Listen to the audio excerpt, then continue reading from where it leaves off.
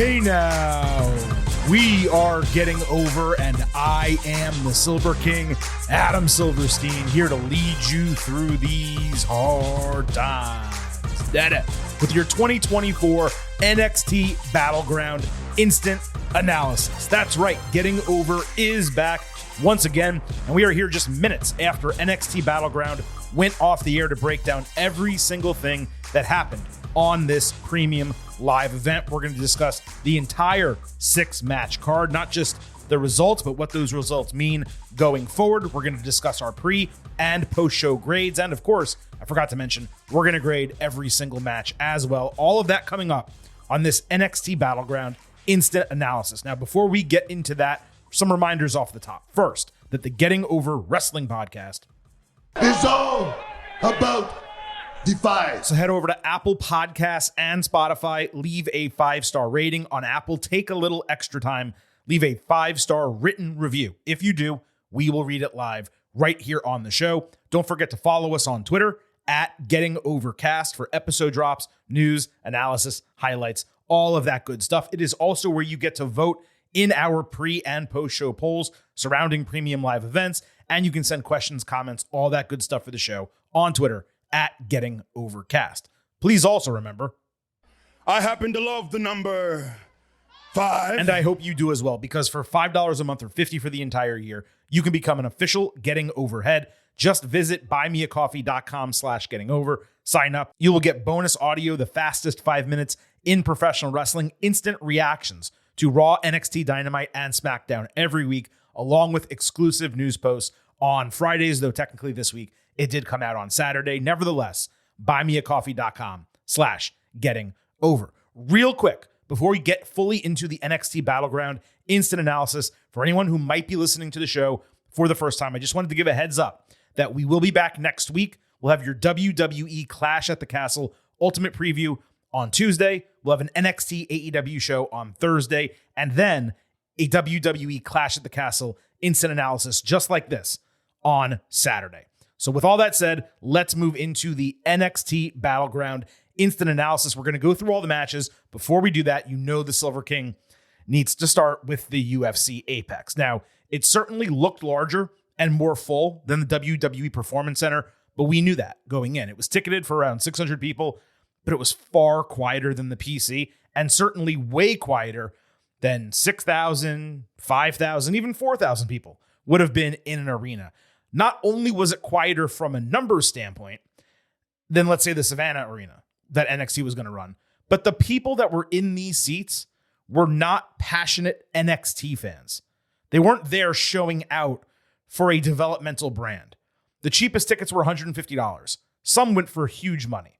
There were also a lot of UFC celebrities and business folks in attendance that certainly were not there to go wild like they would in the PC or at a regular WWE show. The acoustics were shit. The ring was mic'd up poorly. It sounded tinny. The limited space ringside directly affected the ladder match. It gave no room for people to work outside the ring. And it also prevented the handheld cameras from getting their normal angles. A lot of shots were way tighter than usual, which made for a tough viewing experience. Overall, I thought it looked cheap from a production standpoint. There is a reason that UFC has announced it is no longer using its own venue. It just sucks. Fans hate it. And it actively hurt multiple parts of this show. There's no question about that. Now, we're going to talk more about this later. Let's get to NXT Battleground. So I'm going to start with where NXT Battleground should have ended. Not the main event, the co-main event of the show, but the NXT Women's Championship was on the line. Roxanne Perez defending against Jordynne Grace. There was an immense video package leading into this match. Jordan was put over big time by commentary. She looked great in all white, got a loud TNA chant. It was basically good versus evil gimmick-wise. Roxy was in all black and red. She also looked fantastic as well. They did the standoff moment to start, but as proof kind of the crowd being weak, when you do that, you expect people to rise, cheer, chant, holy shit, can't believe we're getting this monumental match. It was the first ever WWE TNA meeting. They didn't do shit.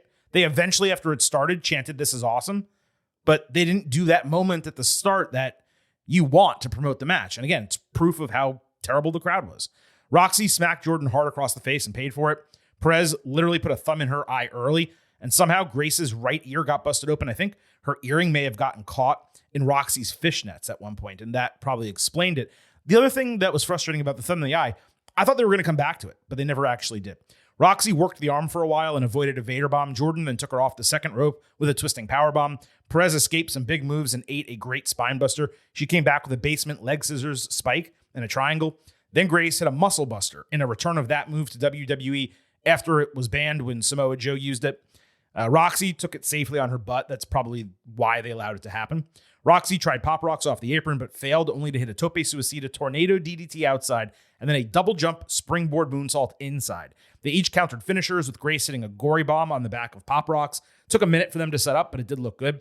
Tatum Paxley then popped out of the crowd, looked at the NXT Women's title, and decided to instead steal the TNA Knockouts title. Dana Brooke, who is now Ash by Elegance in TNA, stole the title back from her. No one popped.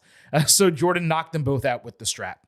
Grace went back in the ring, took Perez out with a Death Valley driver, but Roxy countered the Juggernaut driver into a cutter and then hit Pop Rocks for the win in 14 minutes. Grace yelled at Ash after the bell, and I was a little surprised there was no handshake or show of respect between her and Roxy. I figured they would do something like that.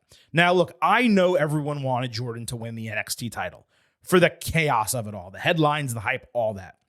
But folks, WWE was not about to let a third-party wrestler beat the top champion on their own premium live event, especially at the start of a working relationship. It just was not going to happen. Now, the distraction part of the finish worked in theory, but it could have protected Jordan more had she not been able to recover from it and attempt her finisher. Instead, it looked kind of just like Roxy out-wrestled her. That's great for WWE. Not sure about TNA. Now, if the goal was to give an excused loss, what I would have done is let Jordan hit the Juggernaut driver. Then when that happens, Ash chases Tatum through the ring with the title. That literally distracts Grace. She goes out to attack them, get the title back, and in that time, Perez recovers and catches her coming back in the ring with Pop Rocks. If you do it that way, the distraction excuses the loss. Here, it only briefly kind of affected Jordan, and Roxy still got the win anyway. But look, just because this didn't go how I would have booked it, doesn't mean anything. The in-ring work was obviously excellent. It was interesting to see Roxy against someone at a similar height, but who is just so much bigger and more jacked and stronger than she is. Jordan bumped and sold her ass off. Their counters were crisp. There was enough left on the table for a rematch at some point. I mean, look, Roxy should definitely get a TNA Knockouts championship shot. I know that they're telling the story, I guess, with Ash and Tatum, and maybe they do a qualifier and then Tatum wins, or they do a triple threat and then maybe Roxy shows up on the pay-per-view against all odds coming up. There's going to be an open challenge. But I mean, if she doesn't show up on that show, then Roxy does need to challenge for the TNT title. She just beat their champion.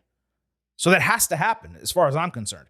Regardless, 4.25 stars and an A. I thought it was easily the match of the night. It should have been the main event. It was ridiculous, given the booking of the actual main event, that this did not end the show. I don't know if that was something about not wanting a TNA wrestler in the main event. I don't know why that would matter, though, because she was the heaviest promoted part of the entire show.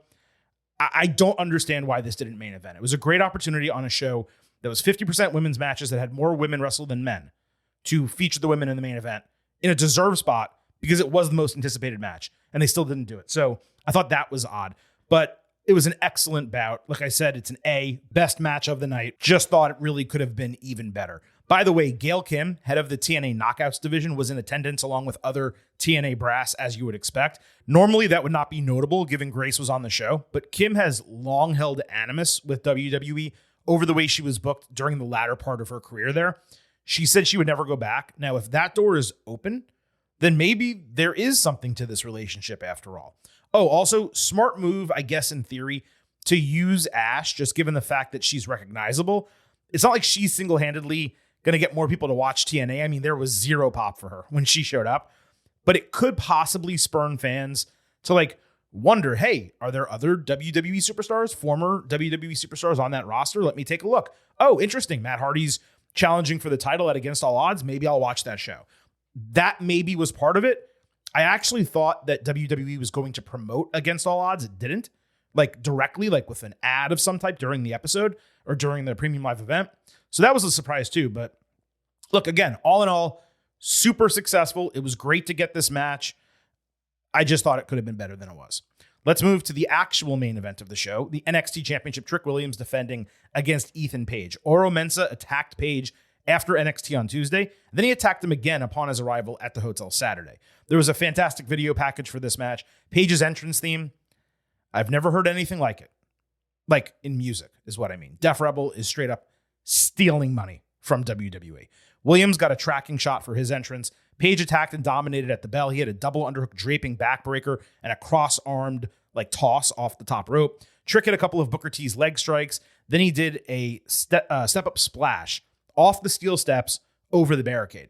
Then he landed a bookend in the ring. Trick set up the steps next to the announce table, but Page countered him with a power slam through it. Page then hit Ego's Edge for a false finish. Vic Joseph didn't call the move, but he hit his finisher and didn't win the match.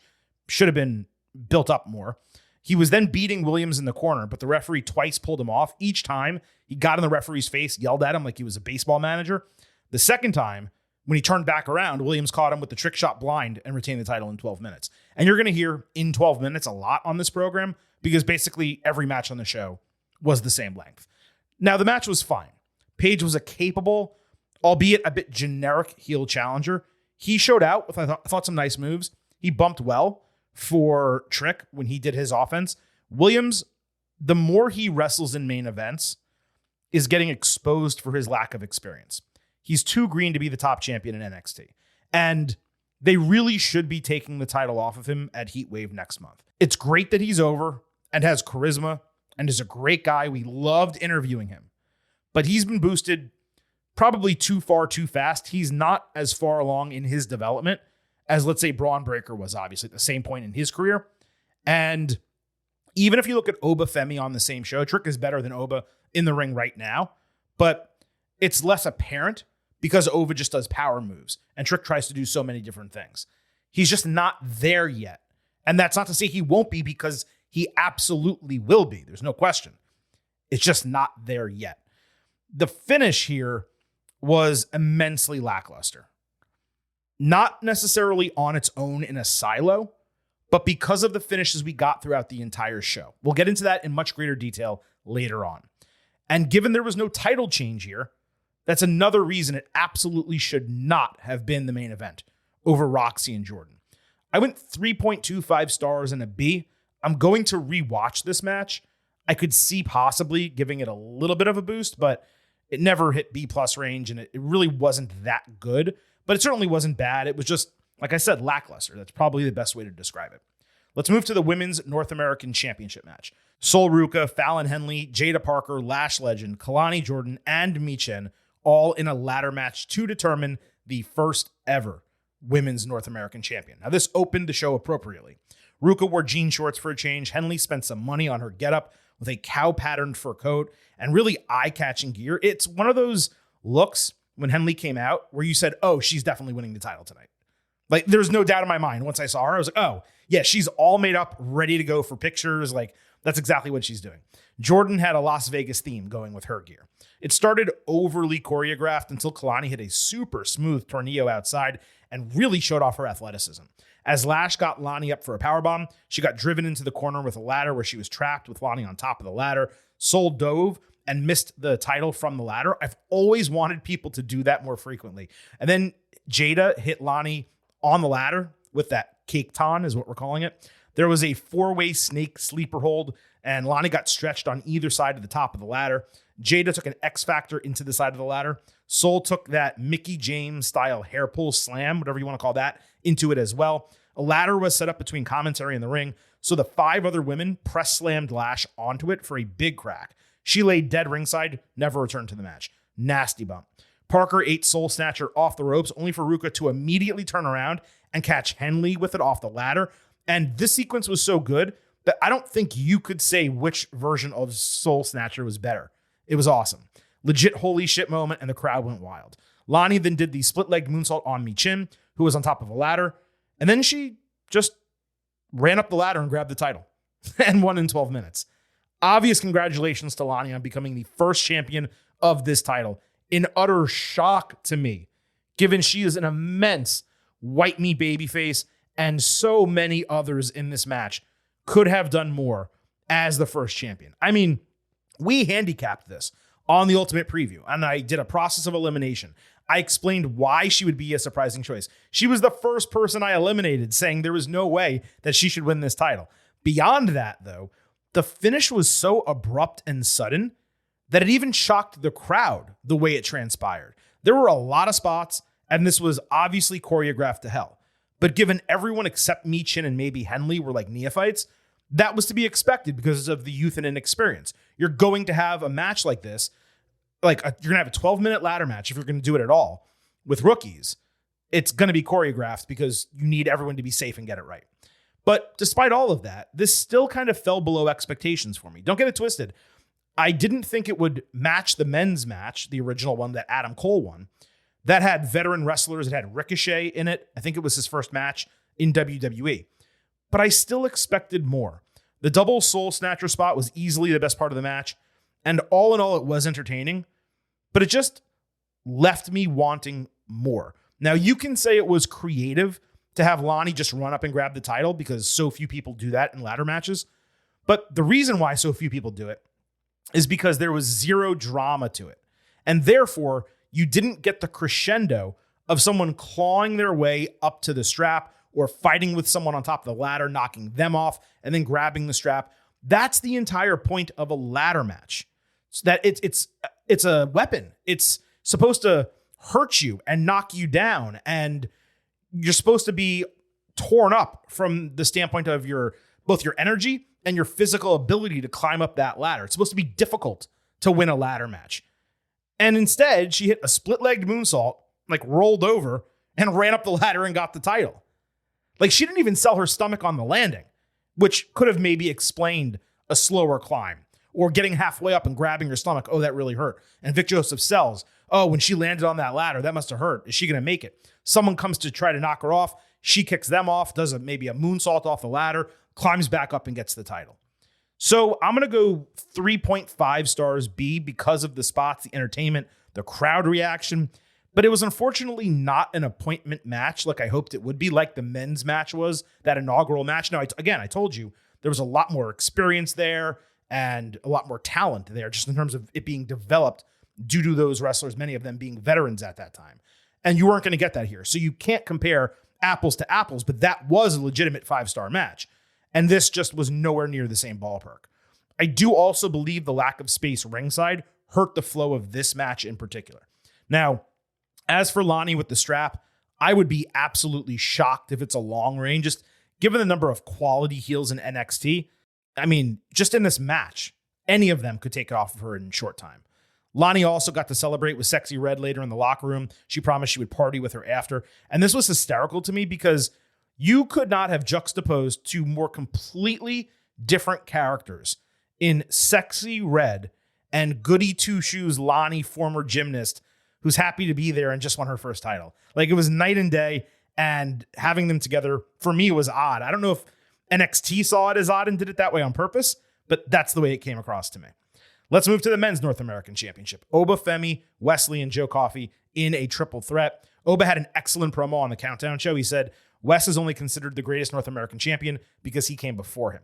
Femi did a double vertical suplex and then press-tossed Wes while standing on the second rope, and he threw him all the way into Coffey. Wes did a double stomp on Femi while he was on Coffey's shoulders. That was ahead of a fireman's carry slam. Coffey took a pop-up powerbomb into the ring apron, and then Oba caught Wes on a tope suicida and powerbombed him into Coffey. Femi intercepted cardiac kick for a botched hurricanrana, but Wes followed with another cardiac kick and connected for a broken fall. Gallus attacked Oba, as we expected based on what happened Tuesday. They hit their finisher ringside. Wes took a moonsault and Glasgow send-off for a false finish. Femi respawned and simultaneously banged Gallus's heads on the ring apron in a great shot. He ate all the best for the bells. Coffey took a pop-up Meteora from Wes and a cardiac kick, but Gallus pulled the referee on the count. So Wes did a tope con hero onto them. Femi then countered the bells, hit a toss slam, caught Wes flying. He was doing a Meteora. So he caught him with his shins, I guess, and knees by his head, and caught him so hard the ring rattled. It was thunderous. I've never seen that before. And then he hit another pop-up powerbomb on Coffey to retain the title in, you guessed it, 12 minutes.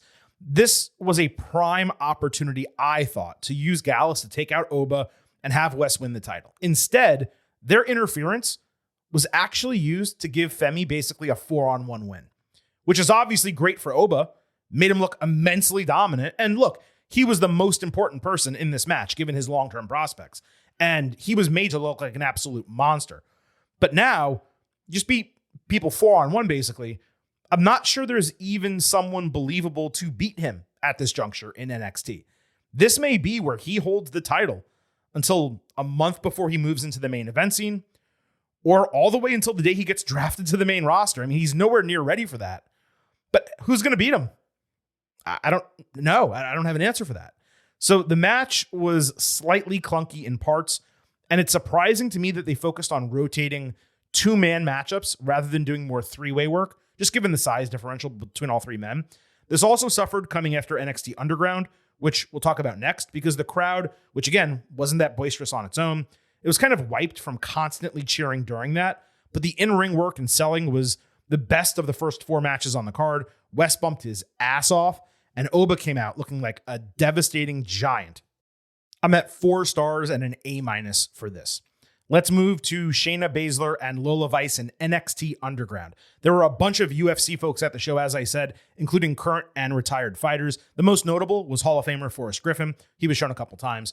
This had another excellent video package with Baszler's bona fides put front and center. Interesting that Vice came out in a red UFC robe when Baszler fought in UFC, and Lola never fought anywhere except Bellator.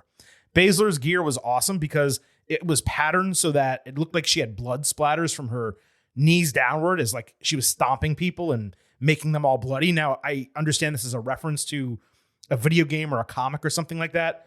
That's not my arena, so I don't know what that is. The gear looks sick. That's all I'm trying to say. Baszler escaped a sleeper by literally tumbling herself and Vice out of the ring into 3 dudes. Shayna got another takedown on the announce table and delivered hammer fist before trying to put a knee in Lola's head into the announce table. But Vice moved, and then she attacked that knee basically for the remainder of the match. Some really sweet spots here, including a knee kick out and then an attack to the back of the head. Baszler escaped a rear naked choke and reversed it. She blasted Vice with a knee, then exposed her own knee only for Lola to dodge it and hit Shayna with a spinning back fist. Baszler flew into some dudes ringside and then started beating them up, like seemingly for no reason whatsoever. That left her open to a kick from Vice, though Lola took a header into the announce table. Shayna got run headfirst into the steel steps and hit a spinning back fist plus hammer fist in the ring for a referee stoppage finish in 10 minutes, as Baszler was not defending herself, though she did sell after the bell as if she was ready to continue and keep going, but the referee stoppage wasn't fair to her. But commentary told us she was knocked out and didn't know what she was doing. That was the gimmick of the finish. This was another absolute shocker for me on this show.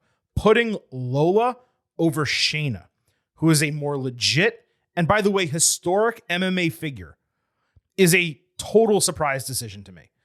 That is as much of a job as she could possibly do. And it was for Lola. Now, jobbing just means losing.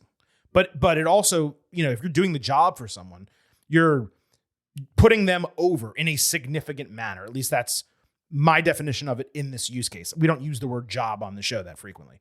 But you cannot put someone over more than what Baszler did for Vice, especially because she didn't just lose to her in an MMA-style underground match. She did it in Las Vegas in front of a ton of her peers and friends. This is almost to the point, and I'm not suggesting this, there's no reason for me to believe this, but when you see a finish like this in a match like this, it almost makes you think, is she leaving WWE? Because what else is there for her now? Like, there's no other MMA folks there that she can beat and kind of continue this. I guess you could get her a win back over Lola in a regular wrestling match. But what you've established now is that Lola is the best former MMA fighter in WWE. This despite Baszler being the longest reigning NXT champion of all time, a dominant figure, and again, a historic MMA figure. Now, obviously, she has the tag team title match next week in Scotland alongside Zoe Stark. But if she winds up taking the fall in that match as well, maybe that's all we need to know. Besides that, this was an absolute blast. NXT Underground matches are batting 1,000 at this point. The women have totally delivered back-to-back. The lack of logic in Shayna taking herself out of an intense match by attacking people who did nothing wrong, like to her, it really hurt my enjoyment of the finish. But you know what? And I think you may have heard my mind processing as I was saying that. Now that I'm repeating it, the idea might have been that she was like punch drunk and was fighting anyone she saw thinking she was in a brawl.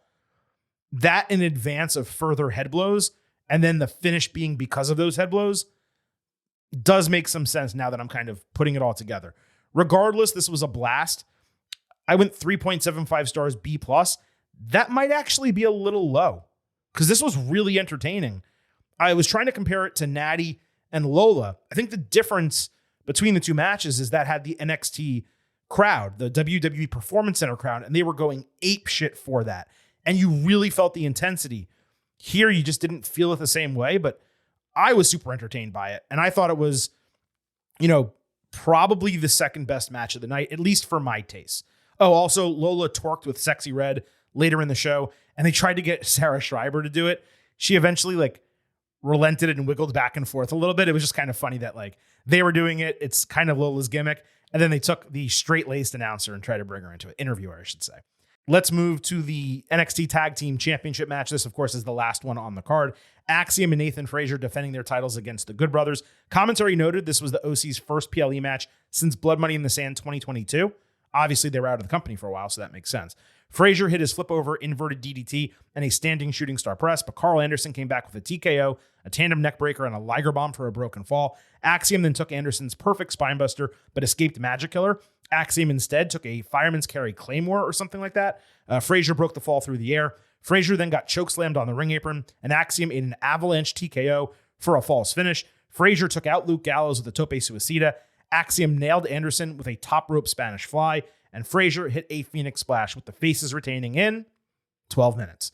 Now, this exceeded expectations as I figured it would be a slow, plodding match, but the Good Brothers really stepped up and kept pace with the Speedsters, more so Anderson than Gallows, but Gallows was fine. I saw people shitting on Gallows and praising Anderson. I thought Gallows did a good job. He was the biggest man in a speed match. What do you want him to do?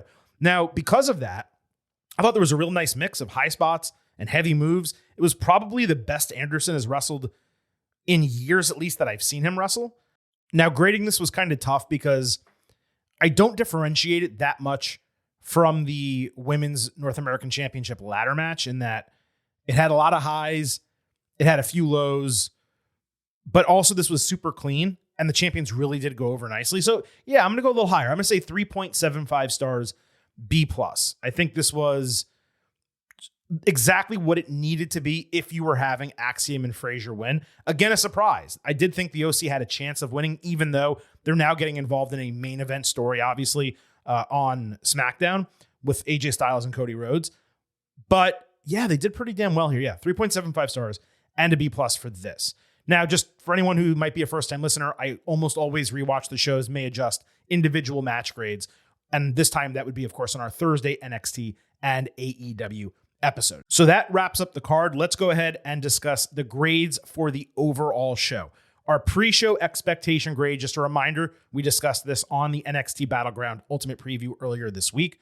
I had it at an 88, a B+. That was my expectation going in. All of you are getting overheads, got to vote on Twitter. These are the results of that poll. 41% A, 50% B, 5% C, 3% D or F, and that averaged out, believe it or not, to an 88 out of 100. So we were all completely on the same page. Now, in terms of final thoughts on this show ahead of our post-show grade, I think what frustrated me most about NXT Battleground was how repetitive the booking was. Consider this. Jordan got distracted by Tatum and Ash.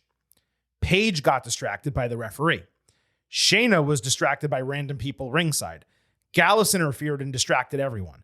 The only matches that were clean were the Women's North American title match, which had an odd finish, as mentioned, and the tag team match, which probably had the cleanest and most satisfying finish of the entire show. But on top of that, there were no title changes. The only new champion, I know it sounds like I'm ragging on Lani. I'm not. I like her, and I think she has a future. But she was arguably the least exciting of the 6 women in that match to win the title. And the 6 veterans on the show, Paige, Grace, Baszler, Michin, and the Good Brothers, they all lost. So NXT developmental talent could not be defeated once by a main roster superstar, the TNA champion, or Paige coming into the company really hot. On top of that, with every match basically being the same length, the longest was 14, the shortest was 10, and the other 4 were all 12. Nothing was able to breathe and stand out. It's okay to have a 10-minute match be your shortest, but your longest probably needs to be 22 or something like that. If every match is the same length, nothing feels like it's harder fought or special. It's almost as if adding a 6th match made WWE think they all need to be shorter. And I don't understand the hesitancy to just put on a 3-hour show. Like, you can go 8 to 11. You used to go beyond 11 for years and years and years. Why can't you do a 3-hour show when you have 6 matches? And if there's an occasion where you don't and you only have 5, then you go 235 or 240 like you do so frequently. I have no idea why they rushed it. I mean, don't get me wrong. It made sense to me why the women's North American title match was short. It made sense to me why Trick Williams and Ethan Page was short, just because Trick is still learning. He's not there yet. They probably went as far as they could with Obafemi, Joe Coffey, and Wes Lee, but there was really no reason why Roxanne and Jordan didn't get 20 minutes. Or at least 18. Like, something to differentiate it even further than everything else on the card, because it was that much better. And again, it should have been the main event. I find it ironic that the same week Shawn Michaels has embraced the chef gimmick that the IWC has cooked up for him. For those who don't know, the idea is he cooks creatively every week. So he's Chef Shawn Michaels. He wears the hat, photoshops of him, stuff like that. But the same week he embraces that and wears the chef's hat and puts it on his profile picture on Twitter, that week ends with what may have been the most boring night of NXT booking in the last year. Also, on top of that, the boring and repetitive booking, production was really odd for this show. There was no opening video package. Sexy Red twerked and said one line as the host, yet still somehow dropped motherfucking on the mic during that one line. There was an entire top 10 Pat McAfee commentary countdown between the first 2 matches as they cleared ladders. They didn't do a video package for the tag team title match. There was a long feature on Demon Finn Balor versus Kevin Owens. That's so random. Why are you not trying to promote NXT by showing awesome moments in NXT history? Why are you showing a Pat McAfee top 10 during this show? And then let's circle back also to the UFC Apex. We have pondered on this show for multiple weeks why the hell NXT Battleground, which was selling well in Georgia, was moved to this venue seemingly for no reason. There's not really answers coming out of it. The only reason I can conjure is that WWE wanted an event in Vegas to glad hand some locals ahead of WrestleMania 41, and this was the easiest one for them to do, or the one in closest proximity to the WrestleMania announcement. This got moved, and the WrestleMania announcement came very closely within each other. But the venue absolutely brought down the show. Can you imagine Roxy and Jordan in front of 6,000 people or 4,000 people who want to be there, who paid their hard-earned money to be there as hardcore fans, who watch the NXT developmental product? WWE threw away atmosphere and excitement for, at worst, cost savings. At best, I don't know, brand synergy and schmoozing Vegas people. A couple of you tweeted during the show, I found this funny, that Silver King and UFC Apex is the feud of the year at this point. Well, that made me laugh. So how about this? Hey, UFC Apex. Off is a direction you can fuck. Now, look, we're grading the show. It was definitely entertaining. There were a lot of fun matches. The women, you could argue, had the 3 best matches. Now, I didn't grade it that way, obviously, with the women's ladder match. But if you just love spots, then that may have been your 3rd best match of the night. I think they at least had the 2 best. It was 3 for 3 between women and men, match-wise. And there were actually more women who wrestled on the show than men, and more women who appeared on the show than men. That's hugely positive. This, after the go-home NXT, was female-heavy. Again, the lack of title changes, the lack of exciting moments, the immensely repetitive finishes, all of that were frustrating.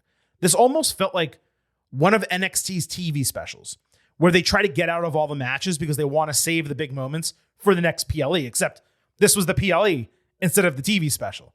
So I think this is the first time since AEW World's End at the end of 2023 where a show significantly fell below my expectations. There's been others that we grade lower than we expected, but this is the first time where I felt a significant difference in expectation versus reality. And that's maybe the biggest sin. NXT has been hot for the last 2 weeks, especially. There was a ton of hype going into this show, even though it was against the NBA Finals and Yankees Dodgers. During the show, they promoted that Cody Rhodes is seemingly going to appear at NXT back in Orlando next Tuesday. So they could have knocked this out of the park and made some headlines. I'm not saying that they had to put the title on Ethan Page, but Cody tweeted that he's friends with Page and was going to go to NXT. What better way to kick it off than having the WWE champion and the NXT new champion in Page face to face in the ring? That would have been a huge moment. And instead, and I'm not saying that that was singularly what was wrong with the show. Page did not need to win the title in his first ever match, and it was excused with the trick shot, so on. But instead of creating any memorable moments, they lost some of the hype and momentum they had. I think the show, I don't want to call it a dud because the connotation of dud is bad, but it did not deliver what it could have delivered if it was booked better and in a more exciting fashion. So like I said, the pre-show, I was at an 88 and a B+. Post-show here, I'm definitely at a flat B, and I'm at the lower end of it. I'd say I'm an 84 out of 100. And I know that's only a 4-point difference, but it's from a solid B+ to a low-end B. And really the only thing saving it is that some of the matches were super entertaining because the work was good. But it didn't change the fact that the show in totality, especially when you go in hyped up for something like this, and you have a Jordan Grace and you have an Ethan Page. And even though I knew that UFC Apex was not going to work and it was going to be a failure, there was the potential that we were surprised and proven wrong. And that was the case. And all of a sudden it added to the atmosphere, but it just didn't. It detracted. So I'm at 83, 84, as low of a B as you possibly can get. Let's go ahead and look at the post-show grades from you, our Getting Overheads. We have 23.1% A, 57.4% B, 17.6% C, and 1.9% D or F. So just from the A range alone, that is a drop-off of almost 20%, which means you basically agreed with me. I'm trying to stall while I simultaneously do the math for you because Silver King is running the show solo. That averages out to an 85 out of 100. So you guys had basically a flat mid-level B, a little bit higher than I am, obviously. But I think we all pretty much agree that this did not deliver what we thought it could have. And look, when I give a show a B+ coming in, and this is true for everything, WWE main roster, AEW, NXT. Usually if I give something a B+, it's like, hey, go out and exceed my expectations. And so frequently, WWE, NXT, and AEW do that. You look at the card going in, and you're like, I don't think this is going to be special or anything. And then somehow it blows you away anyway. And this didn't do that. So maybe it was both the fact that it was, repetitive and not booked as well as it could have been, along with the fact that it didn't exceed expectations, which is almost the expectation at some point when we do these, right? We want the shows to be better than we think that they're going to be. And when they're worse or not as good, let's say, that's obviously disappointing. So yeah, that's it. So a B show, a low B show for the Silver King. And we turn around in 1 month and have NXT Heatwave in Toronto, Money in the Bank weekend. Maybe the reason that some of the booking went the way it did here is because there's going to be rematches or make goods on that show and maybe multiple title changes. And it's planned, obviously it's at a much bigger venue. So there'd be reason to do the big moments there. But that doesn't change the fact that you sacrificed this show to go ahead and do that with Heatwave. So we'll obviously be back talking about that in a month's time. Between now and then, there's so much still to come here on the Getting Over Wrestling podcast. Let me remind you, because I forgot earlier in the show, that the Silver King sat down one-on-one with current and still NXT champion Trick Williams. That was on the Ultimate Preview episode, our last episode before this one, but it's in our podcast feed, and our interview had nothing to do with the NXT title. So make sure you listen to that if you have not already. We will be back on Tuesday with your next WWE episode, and that will serve as the WWE Clash at the Castle Ultimate Preview. We'll be back this Thursday with the fallout from NXT Battleground and AEW's continued build for Forbidden Door, which is only 3 weeks away at this point. And then, of course, next Saturday, we will have your WWE Clash at the Castle instant analysis. So on the way out, allow me to hit you with some reminders. First, that the Getting Over Wrestling podcast It's all about the fight. So head over to Apple Podcasts and Spotify, leave some 5-star ratings on Apple, take a little extra time, leave a 5-star written review. If you do, we will read it live right here on the show. Don't forget to follow us on Twitter at Getting Overcast for episode drops, news, analysis, highlights, all of that good stuff. Again, it is where you can vote in our pre and post show polls and leave questions, comments, and thoughts for the show. All of that on Twitter at Getting Overcast. Please also remember, I happen to love the number 5. and I hope you do as well, because for $5 a month or $50 for the entire year, you can become an official Getting Overhead. Just visit buymeacoffee.com/gettingover. Sign up. You will get bonus audio, the fastest 5 minutes in professional wrestling, instant reactions to Raw, NXT Dynamite, and SmackDown, plus exclusive news posts every week, almost always on Friday. So folks, that wraps up our NXT Battleground instant analysis. Hope you enjoyed it as much as I did delivering this version of performance-enhancing audio into your ear holes. The Silver King, of course, will be back on Tuesday with Vintage Chris Vanini previewing WWE Clash at the Castle. At this moment, though, it is time for me to sign off and leave you with just 3 final words. Bye for now.